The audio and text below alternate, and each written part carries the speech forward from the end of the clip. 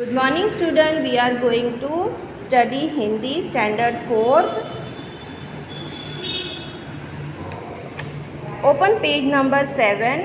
Page number 7 में आपने देखा था कि ख्वाजा सरा ने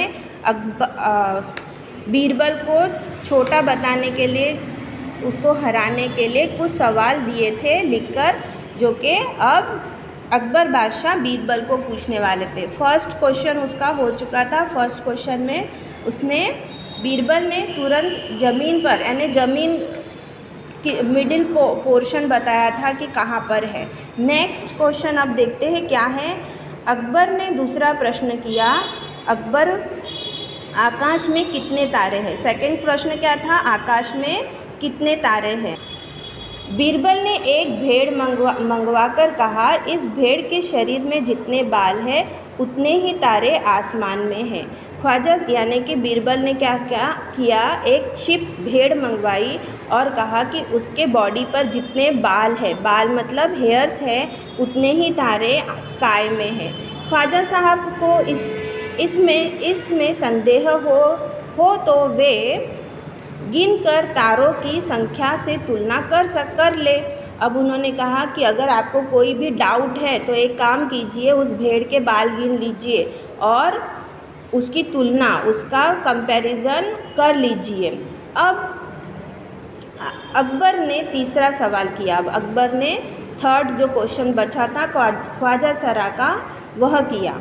संसार की आबादी कितनी है, संसार की यानी पॉपुलेशन कितनी है। बीरबल ने कहा, जहाँ पर ना संसार की आबादी पल पल घटती बढ़ती रहती है, क्योंकि हर पल लोगों का मरना जीना लगा ही रहता है। इसलिए सभी लोगों को एक जगह इकट्ठा किया जाए, तभी उनकी गिनती ठीक संख्या बताई जा सकती है। यानी कि एक काम कीजिए, एक जगह बुलाइए सबको और हम उनकी गिनती कर सकते हैं। पर उसका एक्सप्लेनेशन पहले उन्होंने क्या दिया, मरना जीना लगा ही रहता है, यानी घटती बढ़ती रहती है। वो कभी कोई पैदा होता है तो कभी मर जाता है, इसलिए उसकी संख्या घटती बढ़ती रहती है। सभी लोगों को एक जगह इकट्ठा कीजिए, सबको एक जगह लाइए, तभी हम उनकी गिनती ठीक संख्या में बता सकते हैं। बादशाह तो बीरबल के उत्तर से संतुष्ट था। बादशाह बीरबल के आंसर से सेटिस्फाइड थे, लेकिन ख्वाजा साहब नाक बहुत सिकोड़ने लगे। क्या करने लगे, फेसेस बनाने लगे। ऐसे गोलमाल जवाब से काम नहीं चलेगा जनाब। उन्होंने कहा कि ऐसे आंसर्स नहीं चलेंगे।